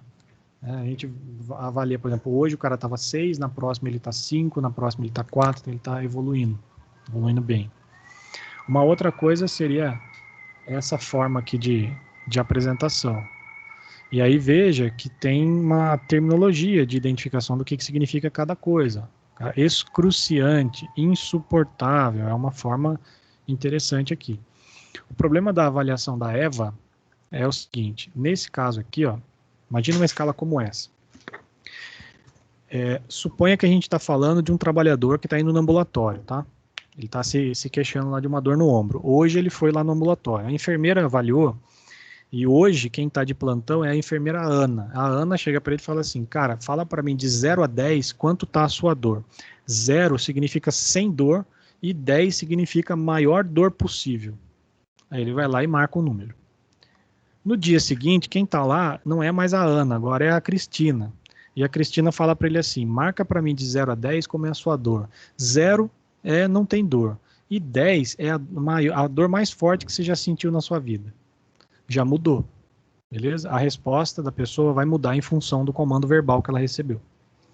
Aí chega no terceiro dia, quem tá lá não é mais a Cristina, agora é a André, e a André vira para ele e fala assim, 10 é a dor, tipo dor do parto. Aí você fala assim, cara, mas eu nunca tive parto, eu não sei como é a dor do parto. Então, mais uma vez, o comando verbal muda tudo, tá? E isso aqui é complicado. Existe, por exemplo, dá para a gente fazer uma padronização. Você pode criar uma padronização e definir o que significa cada coisa. E isso vai funcionar na entrevista, né? Na autoavaliação não tem como você escrever todas essas informações, mas vocês precisam conhecer que é possível. Então você define com mais clareza o que significa cada coisa. Isso daqui pode ser uma forma de ensinar e padronizar quem está avaliando. Tudo bem? Aqui é para mostrar o seguinte. Existe um critério chamado de Face-Wong-Baker, que é uma validação científica de desenhos representativos de expressão facial que melhor representam os níveis de sensação de dor. Então a gente pode usar descritores ou descritivos aqui verbais, como sem dor, dor leve, dor moderada, intensa e insuportável. A gente passa isso para o trabalhador. Como está a sua dor? Sem dor, leve, moderada, intensa ou insuportável. E sempre para todos os trabalhadores usa a mesma descrição verbal, para padronizar. E a escala de Wong-Baker aqui são desenhos padronizados de face que a gente pode usar. É isso aqui, ó. Isso aqui foi validado, mostrando que essas faces representam, de todas as estudadas, representam melhor a ideia do que significa. Aqui ele coloca sem dor, aqui ele coloca little bit, significa dói um pouco, tipo dói um pouquinho, né? Aqui dói um pouco mais do que a primeira, aqui dói, né, bem mais, aqui dói bastante e aqui é a pior dor possível, tá? Insuportável. Em pediatria existem variações, né? Você consegue trabalhar algumas representações mais lúdicas para abordar crianças. Então você pode ver ali que eu particularmente acho que o desenho do Cebolinha é melhor do que o da Mônica nesse caso aqui, ó, em relação à diferença para a anterior, ó, tá? Por isso que isso daqui não foi estudado cientificamente, tá? Esse daqui foi estudado cientificamente. E aqui a gente está usando a escala de Wong-Baker de faces, de representação facial, um descritor para cada dígito colocado, considerando intolerável, insuportável, como aquele máximo lá. Só que aqui ele está avaliando funcionalidade, tá vendo? Você pode fazer isso também. A funcionalidade ela está relacionando a dor com uma limitação de uma atividade conhecida, como por exemplo, eu digo assim, ó, no 3 é intolerável, a dor é intolerável, mas a dor não impede o uso de telefone, assistir TV ou ler. Agora, na 4 é intolerável e a dor impede o uso de telefone, assistir televisão ou ler. Tudo bem? É uma forma de representar. Aqui, por exemplo, ele está fazendo um descritor de dor apenas. E aqui ele está fazendo um descritor de dor com incapacidade. É uma forma também de relacionar. Nessa escala a gente pode não usar nem as faces, a gente pode colocar só expressões, ó, como é o que o Couto fez. Eu posso colocar quantos números eu quiser. Tá? Posso falar de 0 a 10. Às vezes as pessoas entendem melhor 0 a 10 do que 1 a 5. Isso cabe a cada um. E uma coisa mais moderna aqui, só que assim, é muito lúdico, muito bonitinho e atual, mas é pouco científico, tá? Não há uma forma de descrever que essas faces representam, atuam nas pessoas de maneira igual para a maioria das pessoas. Alguém quer perguntar alguma coisa aí, gente? Vocês estão acompanhando? Está muito rápido?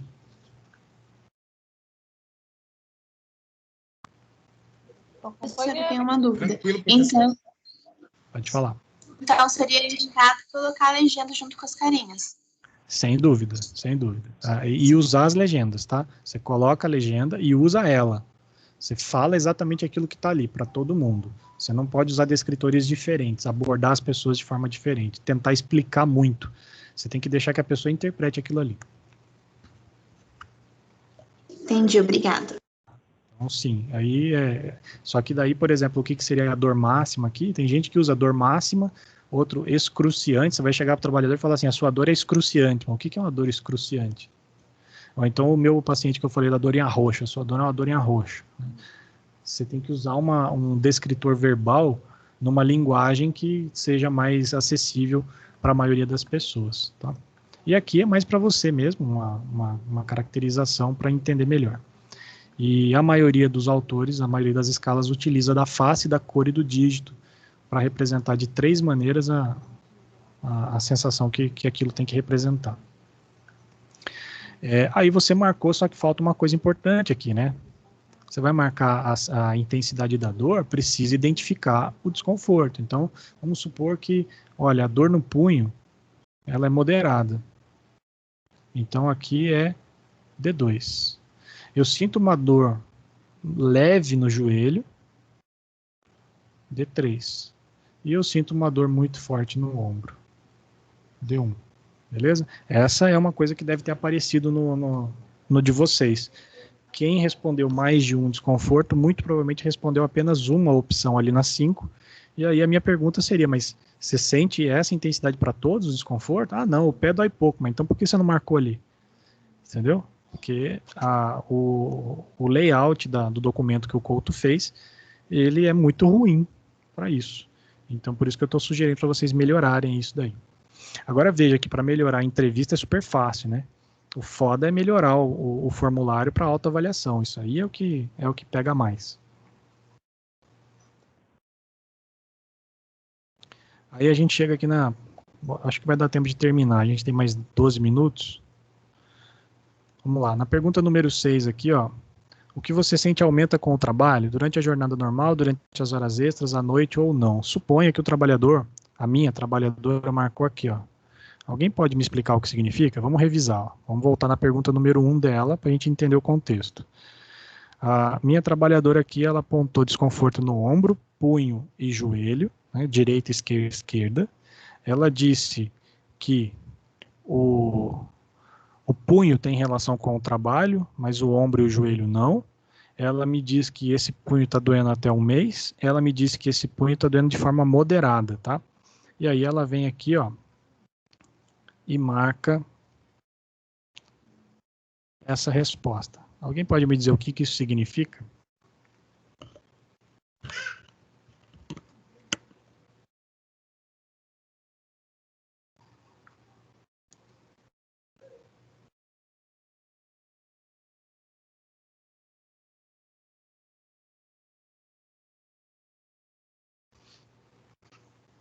Vou ajudar vocês, vai. Suponha que ela já marcou até o desconforto, ó. E aí? Desconforto 2 é o desconforto no punho, que ela julga ter relação com o trabalho, que ela diz que dói de forma moderada, que dói durante uma semana e o que ela sente é dor. E ela agora diz na pergunta, o que você sente aumenta com o trabalho? E ela responde, à noite. O que isso significa? Pode ser alguma atividade que ela faz na casa dela? Mas pode. Um relaxamento? Só que veja, relaxamento, quando ela está em casa, depois do trabalho, é isso? Isso. Só que agora vamos comparar as duas perguntas 7 e 8, 6 e 7. A pergunta 6 é com o trabalho e a pergunta 7 é com o repouso. Ou seja, aqui não é quando ela está em casa descansando, aqui é quando ela está trabalhando no turno da noite. Beleza? Problema de interpretação. A noite no descanso é a pergunta 7, ó.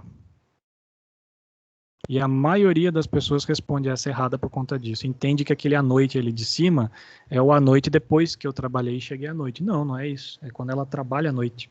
É verdade. Tá? Problemão mesmo.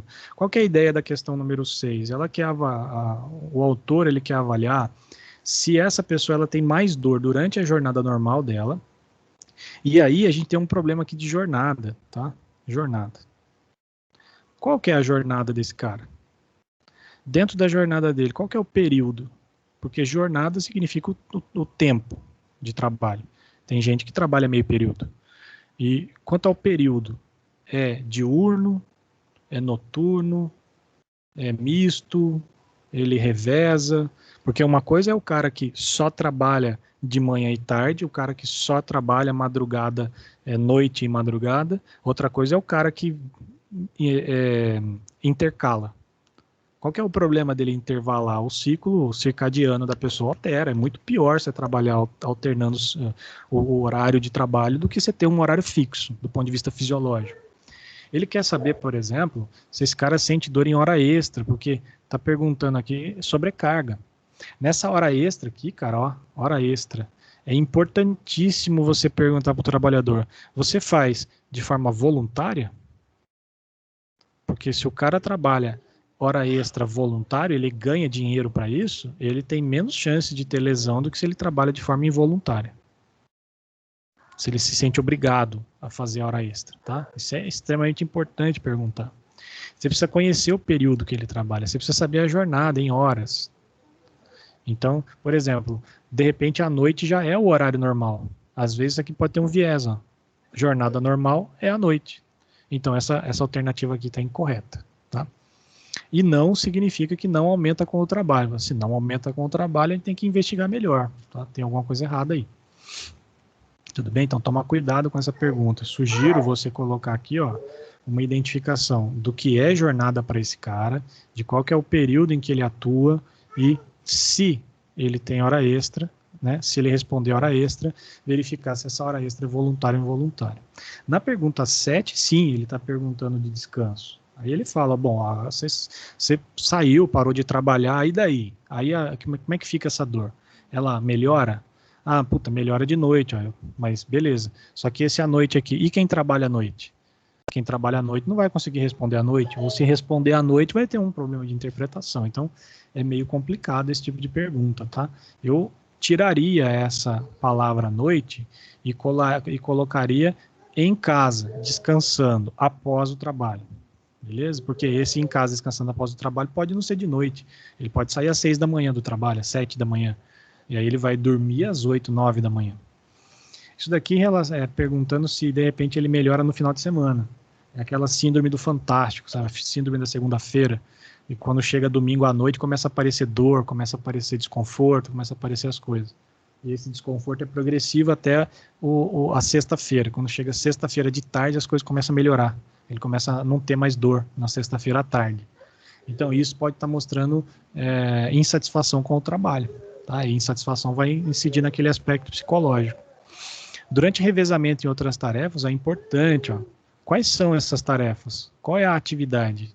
Como é? Porque, por exemplo, se o cara fala que melhora quando ele reveza, significa que tem um problema. Então, você tem que entender em qual atividade que ele tem dor.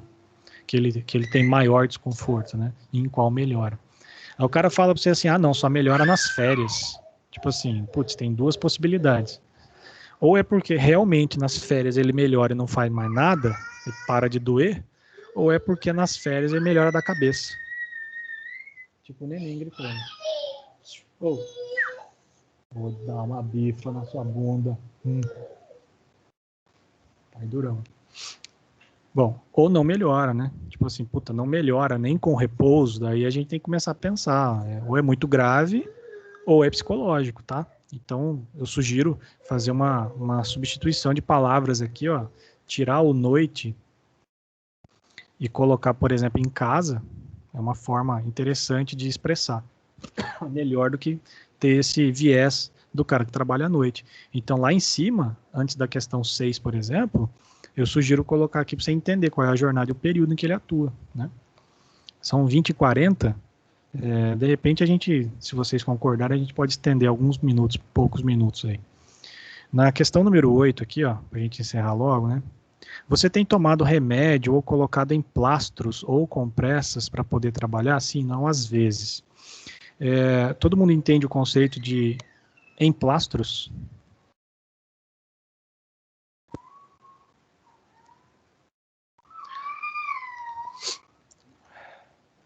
Garanto que só os velhos vão entender o que é emplastro, né? Passou do Zinta vai entender. Quem tiver nos 20 para menos não deve saber o que é emplastro. De planta, professor? Plantas medicinais? Uma coisa Isso seria uma compressa. O emplastro, geralmente, ele está relacionado com medicamento. É um adesivo com medicação. Tipo, o emplastro salompas. Exatamente. É isso que o Couto quer dizer. Como o Couto já tem mais de 60 anos, então essa expressão para ele é simples. Agora, se você chegar para um trabalhador de 18, um aprendiz, e falar se ele bota emplastro no negócio, ele vai olhar para você e falar assim, o quê? Então, eu acho que você devia colocar assim, ó, nessa pergunta 8. Você pergunta se ele faz alguma coisa, se ele usa algum medicamento, né? Eu sempre pergunto assim, você faz alguma coisa para isso? Porque faz alguma coisa gera uma amplitude muito grande de respostas, né? Faz alguma coisa? Usa medicação? No caso de medicação, isso aqui é extremamente importante, tá? No caso de medicação, eu sugiro que você coloque também assim, no caso ele coloca sim, tá? Sim, para todos os desconfortos aqui, D1, D2, D3. Eu sugiro perguntar assim, ó, qual medicação? Aí você vai me falar, tá, mas eu sou técnico de segurança, para que me interessa saber que medicação? Cara, interessa pelo seguinte, de repente a trabalhadora fala para você assim, olha, eu uso medicação. Ah, que medicação que você usa? Ah, eu uso dipirona. Beleza. O outro trabalhador, você fala assim, você usa medicação? Eu uso. Que medicação que você usa? Ah, eu uso tramadol. Cara, é uma diferença muito grande no nível de analgesia dessas duas medicações. Tramadol é um medicamento extremamente pesado para dor. Algumas pessoas têm até hipersensibilidade, vão ficar confusas, altera o nível de consciência, isso pode gerar até risco, tá? O cara vai falar assim, melhora quando eu tomo corticoide. Tem um negocinho vermelho que aplica na bunda lá na farmácia, que chama dexametasona com citoneurin, né? Dexacitoneurin, que aquilo lá tira com a mão. Com a mão não, tira com a agulha da seringa, né, Joe? É corticoide. Tá afetando o rim, tá afetando o metabolismo. Então, de repente, ter uma noção, pelo menos, de que tipo de medicação o cara usa. Se é uma medicação mais conservadora ou se é uma medicação mais agressiva. Você não precisa saber de farmacologia, mas dá uma pesquisada na internet, você já vai entender. E a próxima pergunta, que é muito, muito importante, é quanto à prescrição. A pergunta é, você está tomando remédio, alguém te prescreveu? Essa medicação, ela é prescrita ou é autoprescrita? Isso é muito importante, tá? Porque vai impactar na próxima pergunta. Então, eu sugiro abordar melhor isso aqui. Se o cara está usando medicamento muito forte, isso pode ser um sinal para você de que o caso dele pode ser realmente muito forte. Na pergunta 9, eu sugiro fazer o seguinte, você já fez tratamento médico alguma vez por algum distúrbio ou lesão em membros superiores, coluna ou membros inferiores? Para não gastar muito mais o tempo de vocês, eu já vou respondendo as perguntas que eu faria. Algumas pessoas vão colocar aqui, sim. Para qual distúrbio? Para o ombro. Ele não está perguntando o que ele fez, está percebendo aqui, né? Daí você pergunta para ele, o que você fez? Ah, eu fiz fisioterapia. Não, mas peraí. Fisioterapia não é tratamento médico? Beleza? Tratamento médico é tratamento com médico, não com fisioterapeuta. Então, troca a palavra médico aqui, ó. Elimina essa palavra médico. Já fez tratamento? Ponto. O cara vai falar pra você assim, eu fui na benzedeira, eu fui num veinho que tem aqui perto de casa, que aperta a coluna e põe no lugar. Eu fiz uma simpatia. Eu fui no raizeiro, tomei um chá. Não importa. Não importa o que o cara fez. Você só pergunta para ele se ele já fez alguma coisa para tratar aquele problema. Se foi cirurgia ou se foi um chá que a avó dele mandou ele tomar, significa que ele está buscando ajuda para aquele distúrbio, tá? Então aqui, por exemplo, não precisaria nem colocar ombro, poderia apenas colocar D1. E aqui D2 e D3. Nesse caso da nossa trabalhadora, ó, o D2, que tem relação com o trabalho, ela diz que não. Aí a próxima pergunta é, mas por que você não procurou ajuda? Então isso aqui não está te afetando. Isso aqui não está tirando capacidade funcional, não está te incomodando tanto. Tudo bem? Troca a palavra médico aqui, ó, ou tira, deixa só tratamento, não importa qual. Na pergunta 10 e 11, nas perguntas 10 e 11, ó, a 10 é quais são as situações de trabalho opostas, tarefas ou atividades que, na sua opinião, contém dificuldade importante, desconforto importante. O cara aqui, ele vai te contar, ele vai entregar para você. O trabalhador conta para você quais são as situações. E ali ele está agora, é aquela fase que eu falei da identificação de risco. Ele já vai te apontar quais são os locais do trabalho dele que você precisa avaliar melhor, beleza? Então essa ferramenta, Censo, foi uma ferramenta para indicar para você características clínicas do trabalhador e características agora, na 10 e na 11, pontuais de função, tarefa, atividade. Com base no que ele responder para você na 10 e na 11, você vai comparar com as perguntas anteriores para ver se faz sentido. E fazendo sentido, ele vai dizer para você assim, cara, essa minha dor no punho aqui, ó, ela está muito relacionada porque eu tenho que ficar fazendo aperto de uma determinada peça lá, e aí eu sinto a dor no punho. Ou seja, ele já entregou para você aqui o que você tem que avaliar. Ó. Essa aqui é a tarefa que tem que ser avaliada. Aí você vai tentar descobrir uma ferramenta ergonômica para avaliar a tarefa de apertar a droga da ferramenta que ela está referindo, entendeu? Então o Censo está indicando para você assim com a seta bem luminosa, tipo assim, ele coloca como se fosse uma purpurina assim, para dizer para você assim, tem alguma merda acontecendo aqui, ó. Aí você vai pegar e vai fazer uma avaliação ergonômica mais decente em cima daquilo, usando uma ferramenta adequada, beleza? E a pergunta 11, já vou terminar, tá? Pergunta 11, ó, qual é a sua sugestão? Às vezes o cara já te entrega a solução para o problema. Por quê?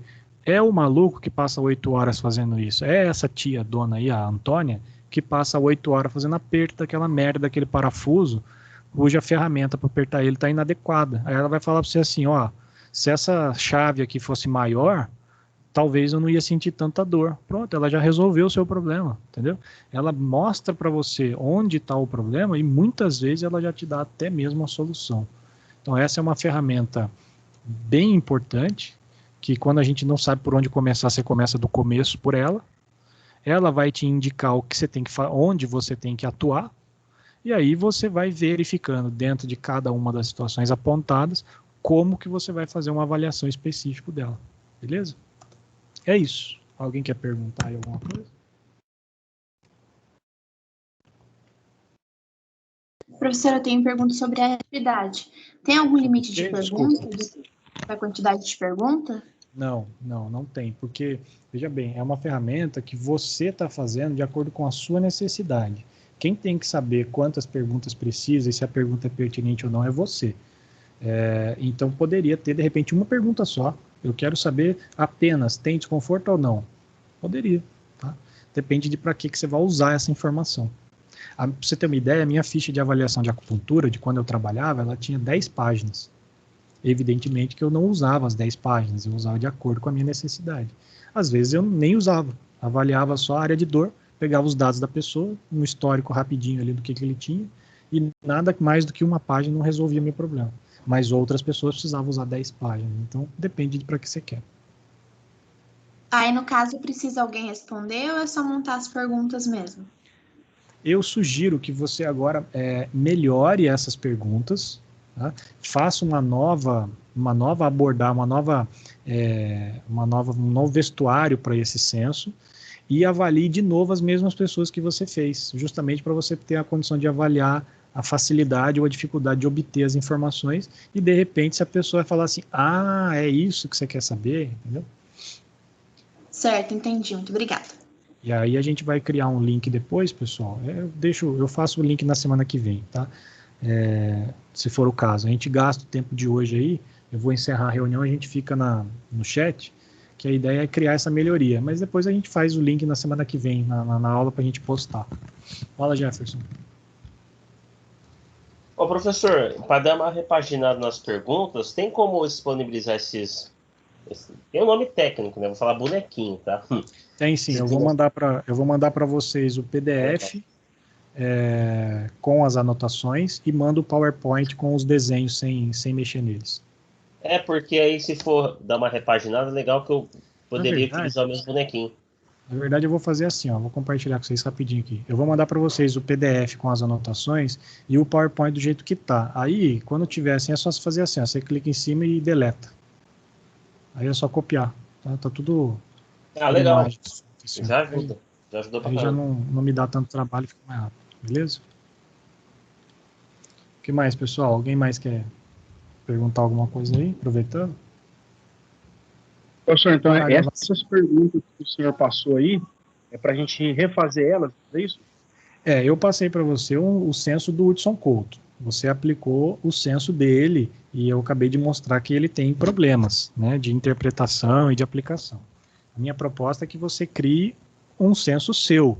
Ele pode ser baseado no Couto ou completamente diferente, não importa. Depende da demanda, da sua necessidade ou do que você acha que é ideal.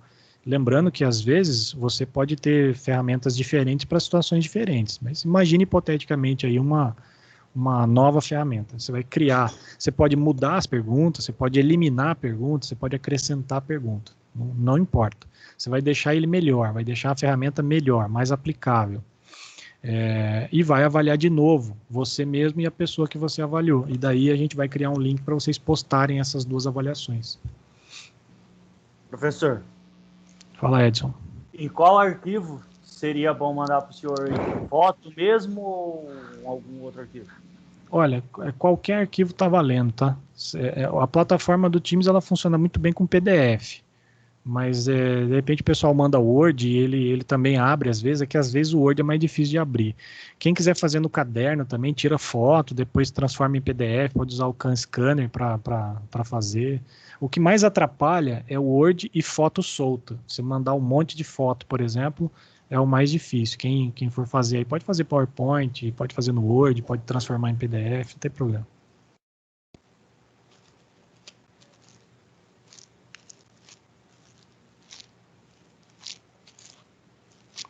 Beleza, pessoal? Podemos encerrar? 22h52 agora. Parar a gravação. Sim. A gente estendeu quase 10 minutos. A gente encerra 22h30, então hoje pode ser? Tranquilo, professor. Então tá. Parei